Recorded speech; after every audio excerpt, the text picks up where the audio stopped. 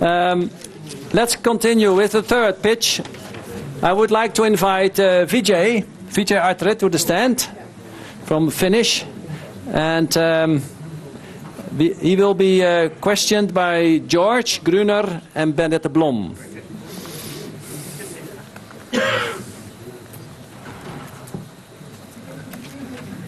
Okay, Vijay, the floor is yours. Please go ahead. Well, first of all, if somebody is seeing Saurabh Agnihotri's name, please let me clarify that I was not supposed to be here doing this presentation. Unfortunately, my colleague Saurabh, who didn't get a visa in time, so he couldn't come, so I just standing in for him. I happen to be the founder of Finish, of course, but I'm now actually, in a way, delegated it to the team, and they're doing the wonderful work. Actually, if I stay there, I think I'll be, causing a lot of impediments in the progress. So I kind of quietly moved out, and I'm doing some academic work at Cambridge right now. Anyway, coming back to this, we are talking about a sanitation supply chain business case. And just to introduce Finish very briefly, Finish stands for Financial Inclusion Improves Sanitation Health. We, in the Finish program, which is about now 4 years old in India, we're looking at how various kinds of financial inclusion measures can improve the offtake of sanitation and improve densities of sanitation in rural India. We're basically talking about off-grid sanitation systems. So the issue here in India is rather peculiar. I've been hearing about $1 invested in sanitation saves $5, in cost, but it's largely a public good. Unfortunately, people don't realize that it's their cost, so they don't want to invest. So there is a combination of private good and public good that that caters to sanitation, and private good is, of course, in the form of dignity, convenience, and stuff like that. But the issues of offtake of sanitation, primarily in Rajasthan, where this project was done, this particular intervention was piloted, this supply side intervention. This intervention, the issues were basically high material cost, high cost of toilets. It was costing about 11,000 rupees per toilet. And the offtake was not good because the government subsidies were there, but there was no way that people could claim the government subsidies. So there was a lack of enterprise involvement. There was nobody, no enterprises, no local enterprises that were kind of pushing this whole, sanitation offtake. And there was no perceived value for people. I mean, apart from the fact that there was dignity and convenience to women, the health effects of sanitation, which make it, it's not perceived by people. So nobody wanted to invest, really. So that was the issues, and that's how this project started off. Then what happened was that the person who wrote this report, really, Saurabh, he identified a few entrepreneurs. And these entrepreneurs, basically, what he sold to them was a dream that there's a big market for sanitation in the state of Rajasthan. It's about 4.3 million, the 43 lakhs we call it, 4.3 million. And the market size, because he figured that if he were to do this supply side intervention, then he can actually bring down the cost from 11,000 rupees to about 8,500 rupees per unit. So that was a big 25% reduction in the cost. And out of the 4,500 rupees, out of the 8,500 rupees, this person would be required to make an investment of 1 million rupees, the entrepreneur, and he would break even by doing 2,200 sanitation systems, because that's the margin. He was 30 seconds left. Yeah.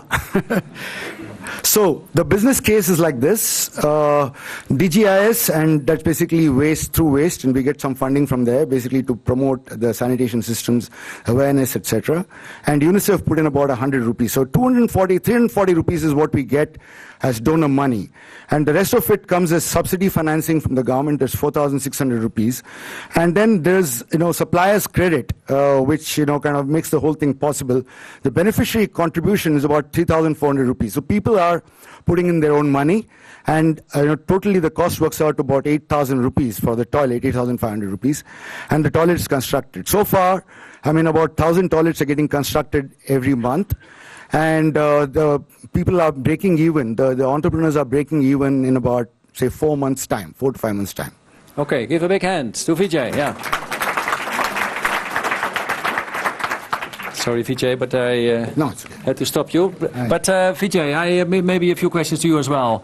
I know Finish is a kind of more established program, isn't it? Huh? Yes. Yeah. Yes. Yeah. So what is now your planning in the next few years? How would you like to scale up or accelerate?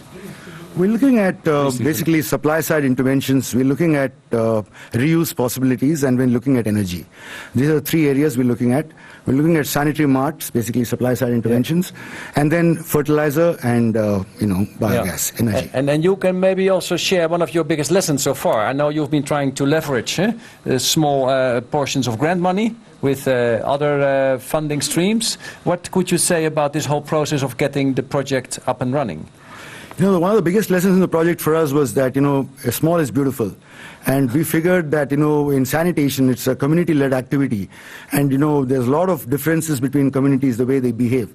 So you can't really generalize and you can't scale these things, but replicability you can do.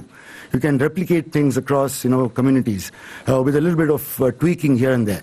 But scaling up is a problem, so we deal with a lot of partners. We started with only 8 or 10 partners, but now we deal with about 60 partners. 60 partners, okay. And what is your next week's hurdle or next month's? What is a big thing? Next week, I'm going back to Cambridge. I'm trying to write a paper on this, so that's my hurdle. Okay, wow. I don't take that one. Huh? For the finish, what is important to get arranged in the next few weeks? I think we set up we have distinguished between a project and a program. We think Finish is a program and not a project. A project usually gets over when the grant money gets over, but a program usually stays beyond that period of grant. And in recognition of that, we've set up a NGO called Finnish Society. And our next big hurdle is how to make Finnish society sustainable, because if we really want to do sanitation, it takes a lot of time. It involves behavior change, and that's not going to happen in a hurry. Okay, a big hand for Vijay, yeah?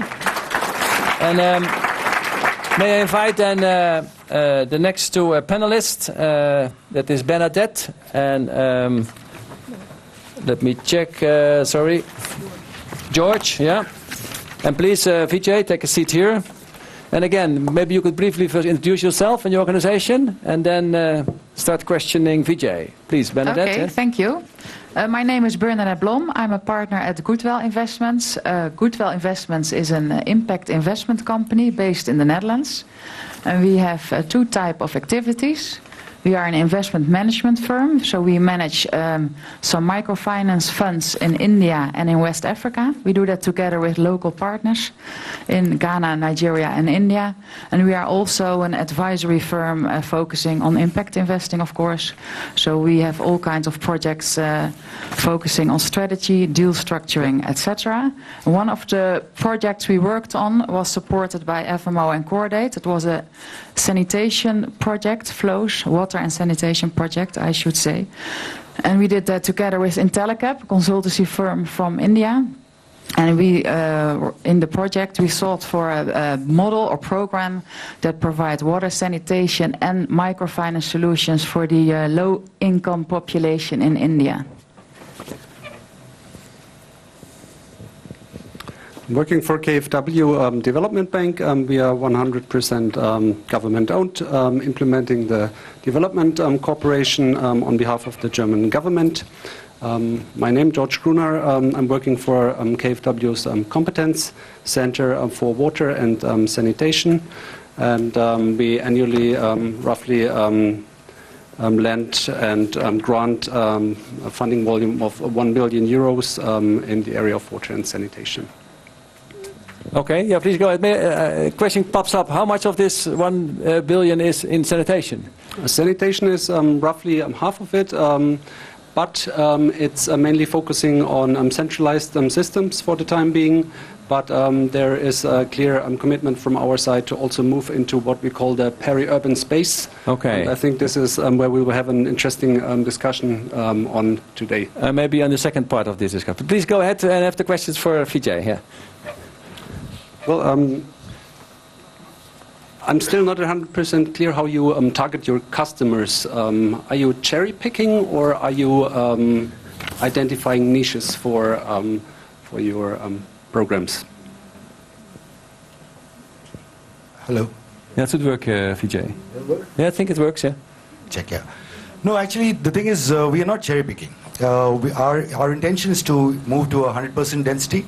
And the place we were working in Rajasthan, this particular project, which I was outlining, it basically starts with the toilet density of less than 10%. It's about 6%.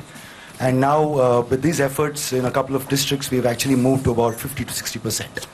So we're not cherry-picking our customers, to tell you the truth, because this is the subsidy program on which it's based is available to everybody. So we're just ensuring that, people can bring in their own contribution, and then the subsidy is made available to them through a aggregation process, and that people get motivated and incentivized to build their toilets. It's household toilets, basically. Okay, well, thank you very much for your presentation. It was very interesting. I have a question that also relates to that. How do you make sure, because you act in the rural areas, I understand, also that the people are aware of the importance to actually have a toilet, a household toilet? No, actually, in fact, that's one of the biggest hurdles. Yeah. That, you have to start first with awareness. People are quite used to going out and, doing their thing in the past. They've been doing that for many, many years, and it's very difficult to change that behavior.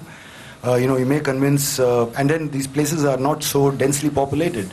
There is land available, and people, would go out and do their thing. So how do you convince them to actually build a toilet and do it in their house, So that's the biggest challenge. So we've used audiovisual aids to do it, and then we have animators who go and do door-to-door canvassing. So it's a combination of personal selling and promotion through audio. Okay, and once they are interested, how do they finance their toilet? Yeah, so this is what I was getting to, that they have their own contribution of 3,500 rupees, and then there's 4,500 rupees which is actually coming from suppliers' credit.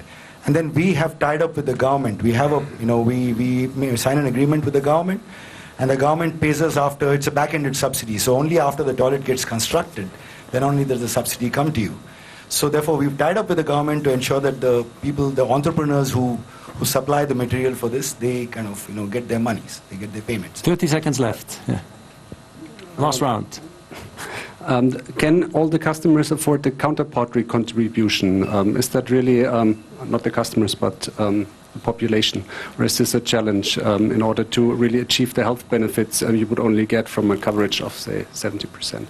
No, we eventually hope to reach 100%. People obviously will be resisting this because, you see, nobody likes to invest because they can go out and do it. They were doing it in the past, so why should you invest in a sanitation system? So they do resist investment, but then that's the job. That's the job of... And you have partnerships with microfinance institutions? We do. We are a fairly large program. We construct almost one toilet every 5 minutes in the country today. Okay. So while we are speaking, we have constructed a toilet. I have to leave it with this. A big hand for the panelists and for Vijay.